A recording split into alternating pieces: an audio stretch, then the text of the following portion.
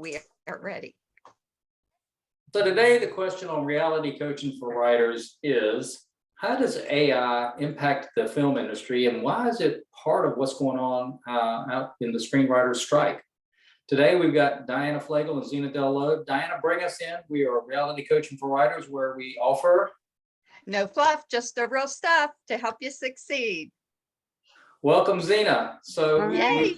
the last time we were on, we hinted at AI, and you've got some thoughts on what's going on out in Hollywood and how AI is impacting the strike and how that's impacting the film industry.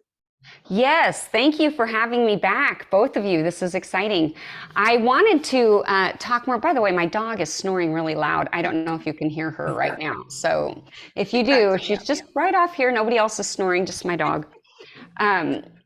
Last time we sort of ended, you asked me a question about AI and how that impacts writers. And I had said, well, it hasn't impacted me personally yet, which is true, but that's part of why it's being included as one of the sticking points in the WGA contract negotiations that are currently supposedly happening. I mean, we're in strike, trying to get negotiations to move forward, but that's one of the sticking points because of some of the dangers involving AI. So I actually did a little research between our last conversation and now, just to be more informed, because I thought that was a very good question. And I thought, well, what are the dangers, and where are we at in this, and what are some of the things that we should be worried about? And by the way, some of these things are not just concerning to writers. This whole AI thing is kind of scary for a lot of industries, and it's going to impact a lot of people. I mean, it's just going to impact a lot of people. And I don't know, have you used chat.GPT yet? I use it every day.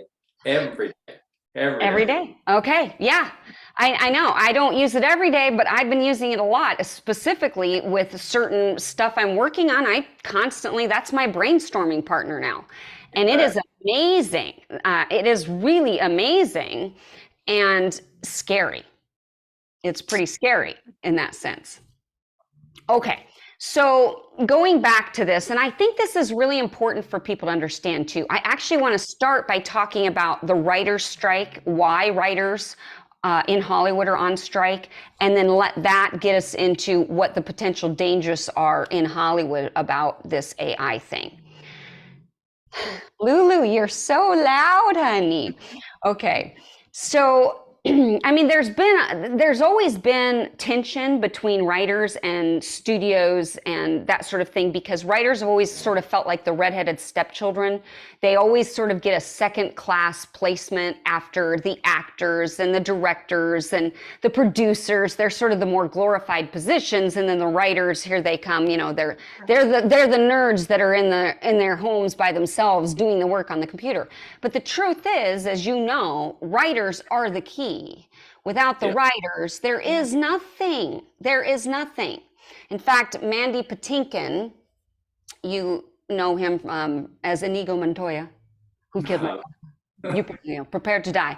Mandy Patinkin, he posted in solidarity with the WGA strike. He posted something on Twitter and said, "Without the writers, this is what I would be doing." And it was just a video of him staring off into space. Oh, that's good. And it's true. Yeah. Without the writers, there's nothing. The writers are key. And that's why it's important for there to be fair compensation. Now, I've heard a lot of people saying really mean things about writers, like, well, write better stuff and you'll get paid more. Or, yeah, you're already raking in the bucks. It isn't true. What's happened in Hollywood in recent years is really scary for writers. And the reason is because of the way the whole industry has changed. So it used to be that when you were working on, say, a show on NBC or ABC or CBS or a network show, one of those things, you would have 22 episodes for that year. And so you were part of a writer's room. There would be maybe a team of 12 people in a room, and you guys would work on all the episodes. You'd sit there, you'd break the entire season, and then each person would be assigned maybe 1 or 2 episodes for that they would specifically write, but you're all working on all of it, the arc of the show. And then of course you've got the showrunner who ultimately is bringing it all together and is in charge of running that writer's room and blah, blah, blah. And you would be there consistently for the whole season. You'd be making your insurance minimums, so that you could be part of the guild, and then your family would be covered. I mean, there was, and you had some consistency. Gigs like that would last, usually 9 months, sometimes maybe a little less depending on the show, and how quickly they were doing it and what the budget was. But really at least, 9 months of solid work, which then sustained you. And then usually if it was a successful show, you would be invited back for the next year and you'd do it again. And a lot of times, by the way, the writers didn't take those breaks, those 3-month breaks. It's just sometimes they wouldn't get paid for it, but they would still be working so that they could get hired back for the next year. And so that's the typical way that Hollywood has worked. But now everything's changed.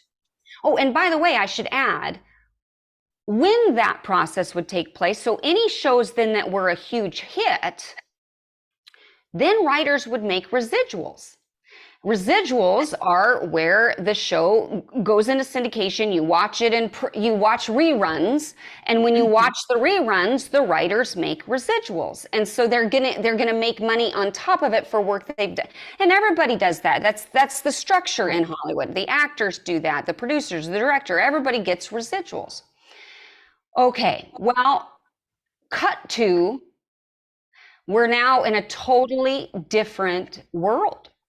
Now it's all about streaming, things that aren't on network television.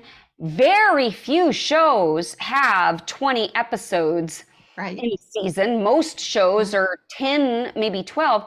But the flip side of that is they're actually higher caliber shows. It's actually, the writing is even better. I mean, the requirements of the writing is higher, because each episode is practically a movie and it's got to be stellar. And so there's fewer episodes, but there's more money allotted to each episode. The budgets for these episodes have increased, but writers' pay is down 23%.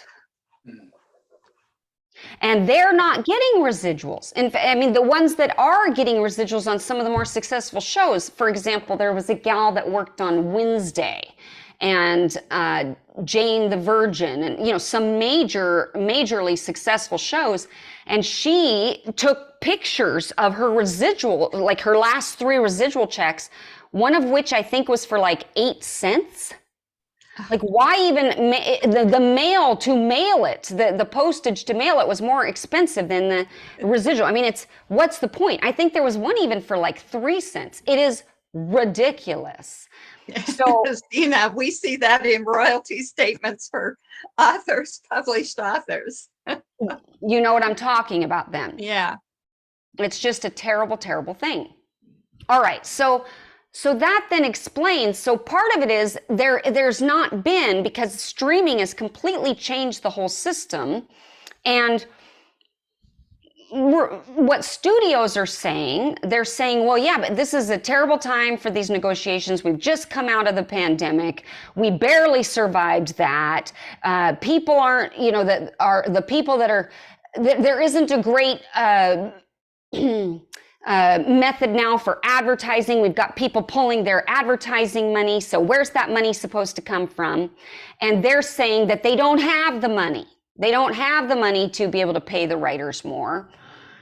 And yet streamers are making a ton of money.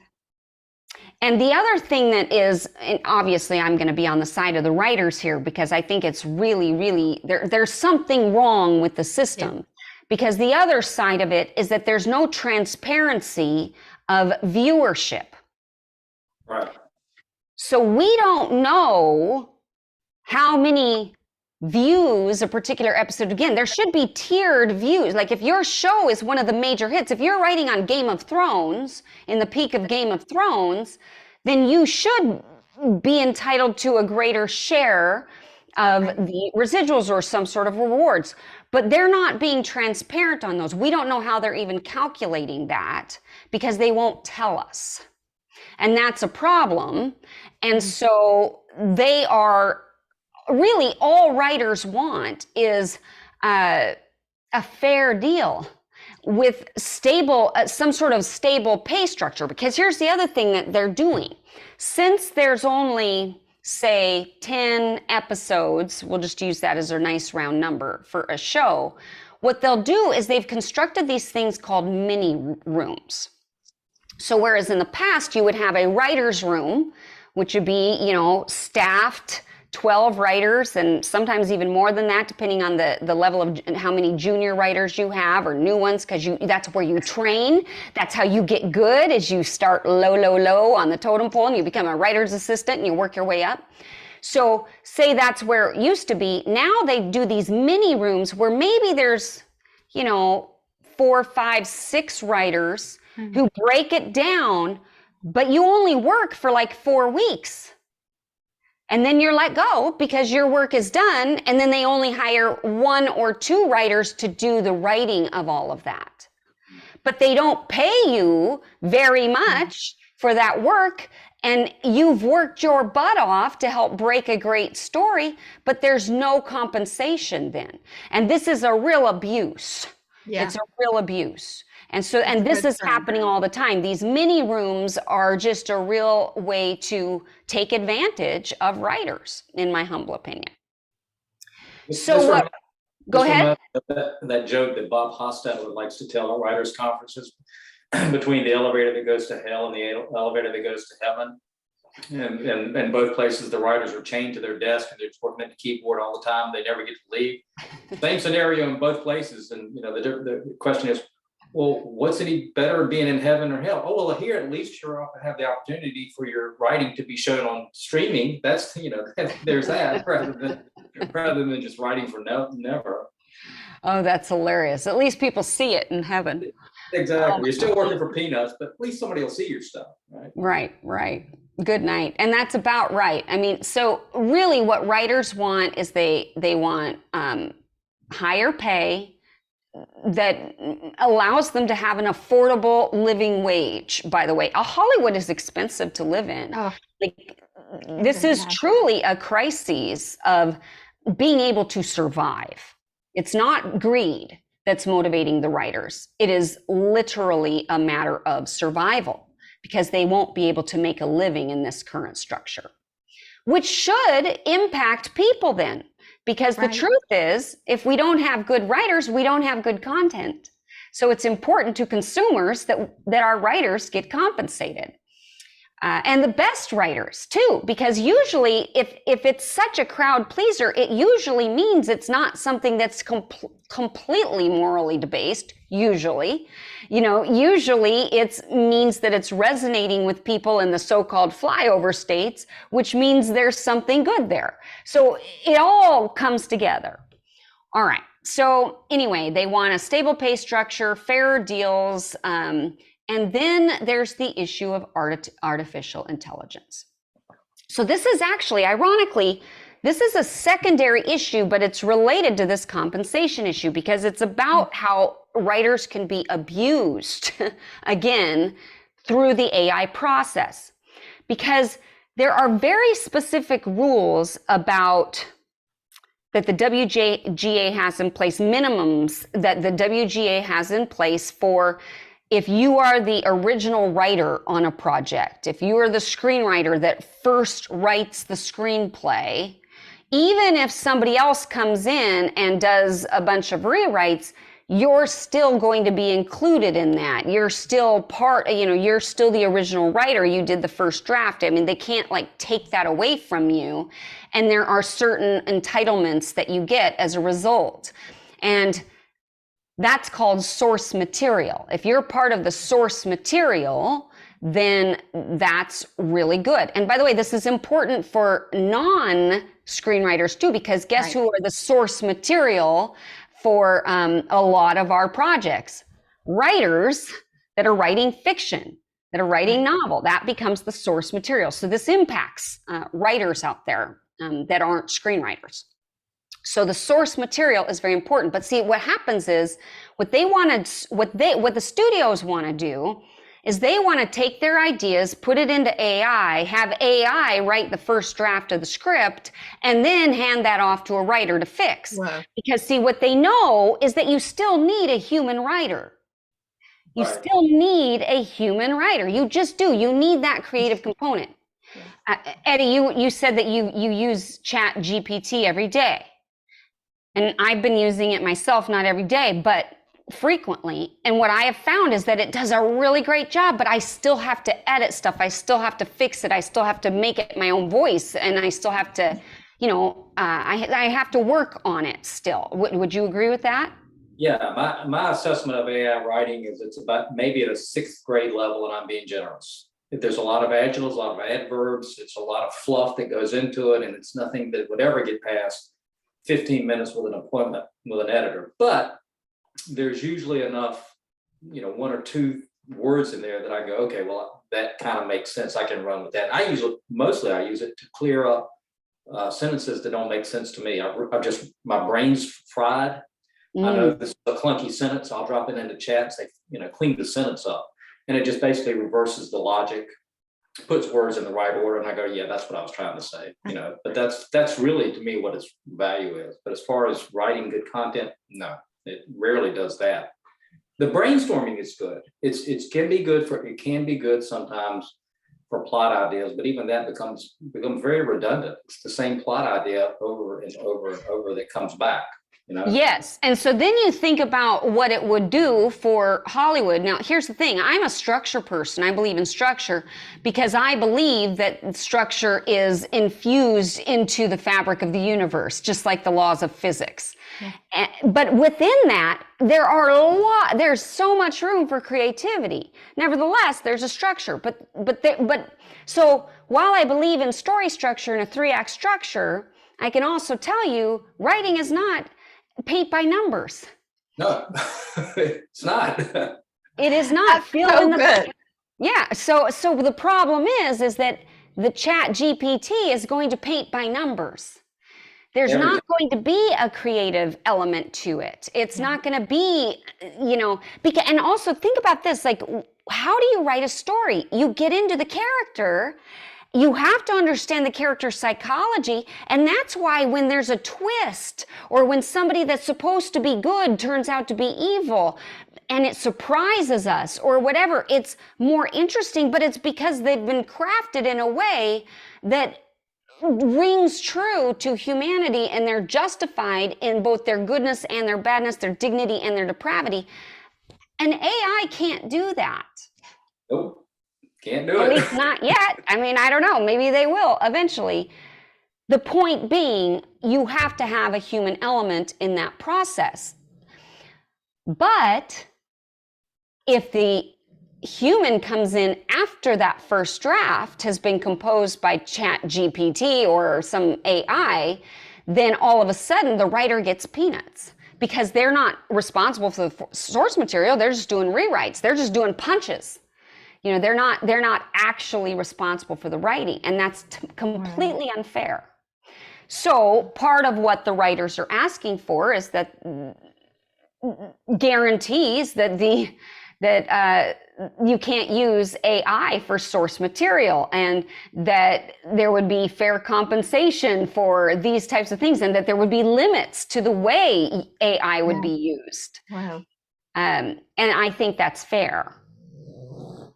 So does Wow, Lulu. it's really opened a Pandora's box because it's so many deeper levels here. Whoa.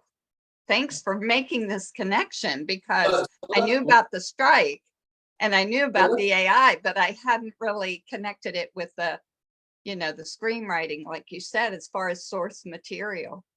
That's alarming. It is. Eddie, what were you saying?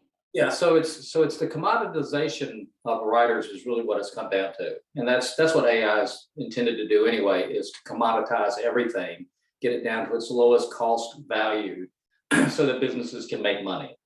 That's part of what AI has always done, right? That's why Microsoft spell check, that cuts out one proof, well, at least one proof level, right? Because in theory, it goes through and does at least one bad job, but at least it does a job. So that's one level that it cuts down. So Zena, let's take this worst case scenario. Let's say this strike goes on and it doesn't get resolved, and at the end, the studios just say, you know what? Reality TV has been making us some good money. We're not going to have as many shows as we've had in the past because reality TV has been making good money for the studios for a long time without having to do a whole lot. What would it look like in 5 years if the studios just basically said, we're going to go 100% in with AI, make this work for us, the heck with the writers? What would that look like, do you think, in your world? In your world, and what would it look like for the entertainment industry? Boy, okay. Well, so there's a couple of things here that are important about what you're saying. I mean, for one, reality TV, as you pointed out, it's not affected by this strike because it's reality TV. Neither is our sports programs, news programs. That's not covered under the WGA, things like that. So technically, you could have a lot more reality TV. And in fact, a lot of people would argue that when the writers' strike took place 15 years ago, that was the big birth of the reality TV era. I mean, they already had a lot of reality TV, but it became even more predominant during that time. And in part because of some of the regulations that had dwindled that allowed for more provocative television and more provocative type programming. And so all of a sudden you could really sensationalize a lot of those reality TV programs and get people pretty scintillated and interested. So yes, they could dive into reality TV. A lot of us don't like that. I think that would be problematic for the consumer. In terms of AI, like I said, I mean, they could use AI, but the problem is somebody is still going to have to fix it. I guess maybe not. I mean, they could, I guess, theoretically have an entire script that is just totally done by AI, but it won't be good. I mean, it won't be good. Now, some people would argue, yeah, but there's nothing good coming out of Hollywood anyway. I disagree. I think that's just not true. I think there's plenty of good things.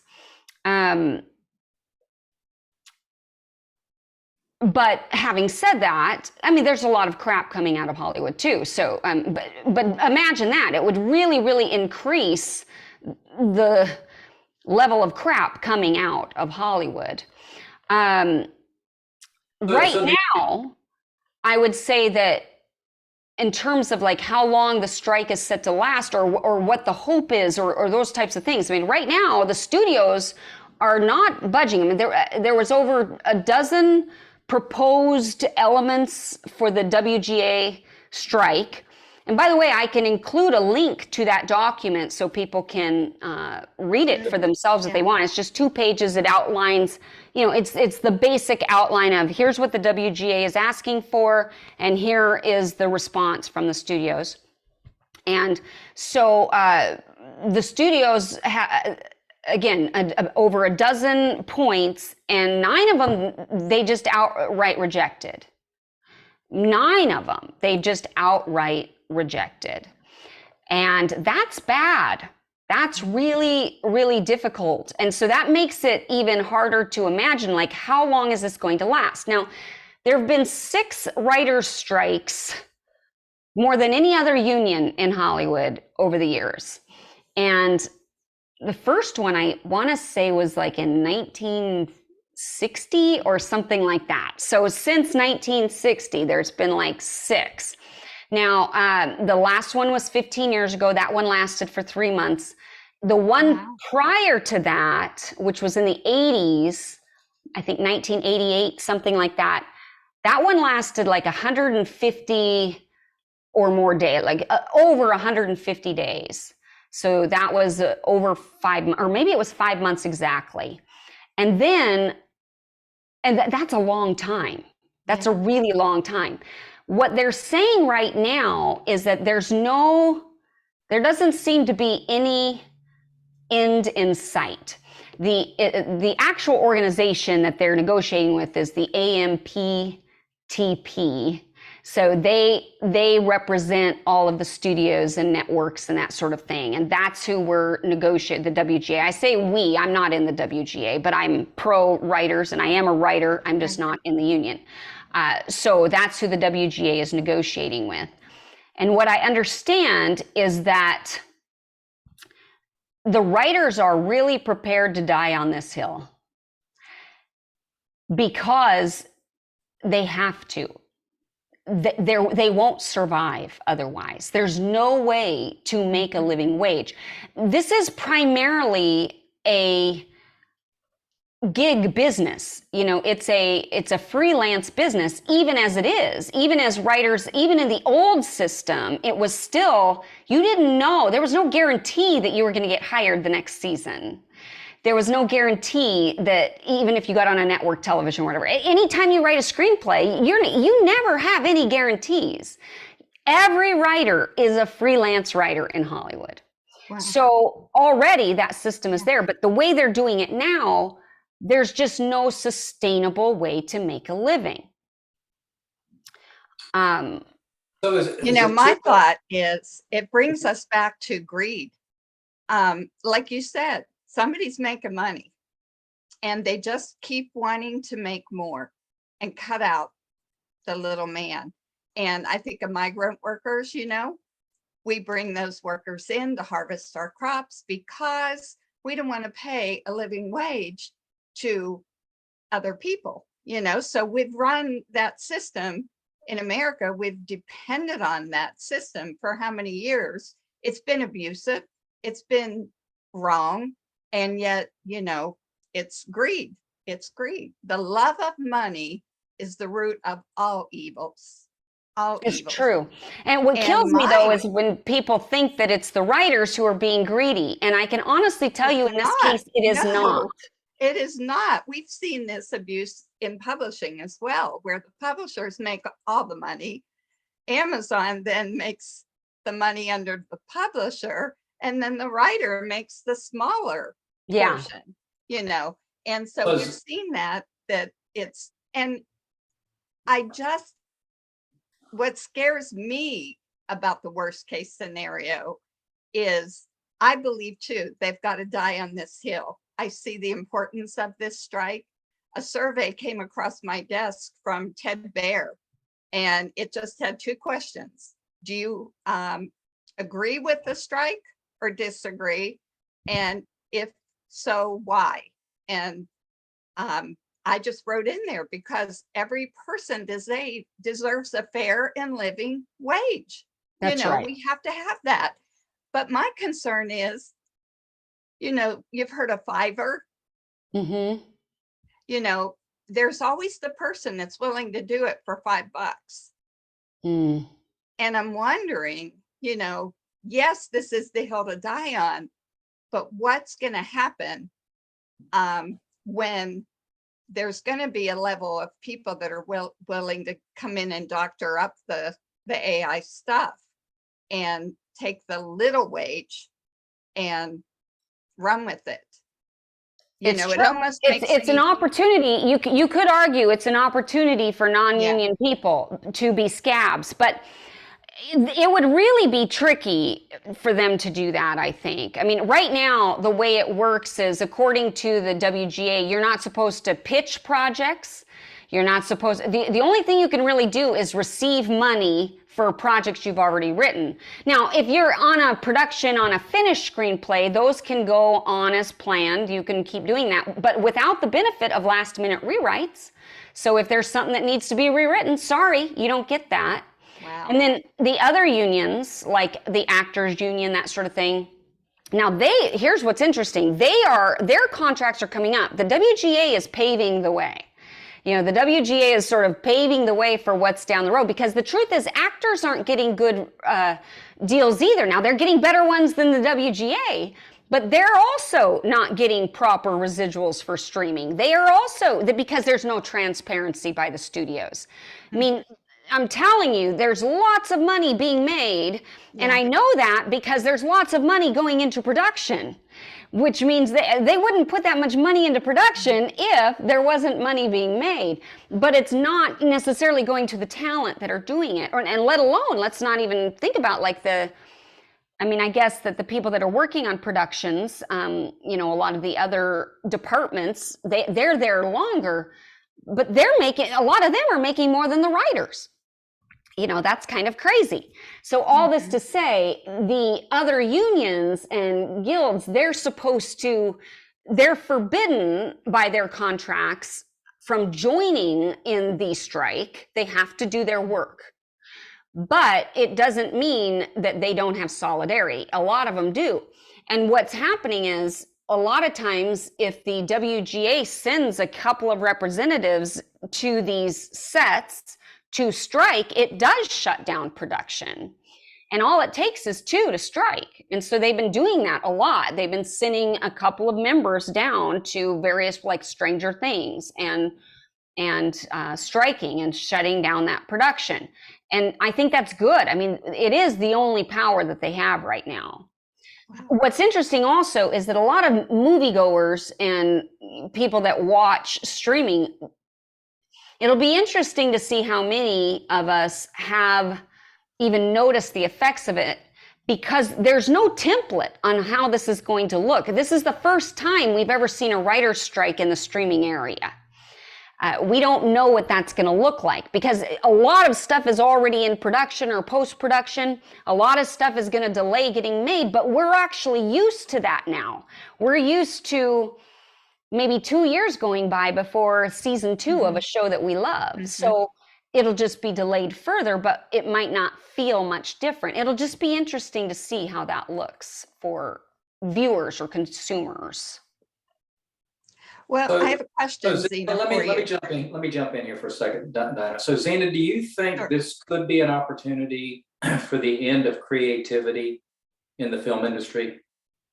Could we look back on this and go, because assuming that maybe the AI works well enough, in the same way reality TV worked well enough to get them through a buy, and if you don't have writers in Hollywood and AI is doing all the work and it's good enough to get you through the next couple of years and then it gets better, could we look back and go, this was the end of creativity in the film industry? Yes. Yeah, sure, that could happen. And I'll tell you how we prevent that from happening. The consumers have to do what they do best, which is they have to boycott. I mean, you know, if this is what starts happening, where we're having AI generated content that's not good, we have to stop watching it. They will, you know, people listen to money.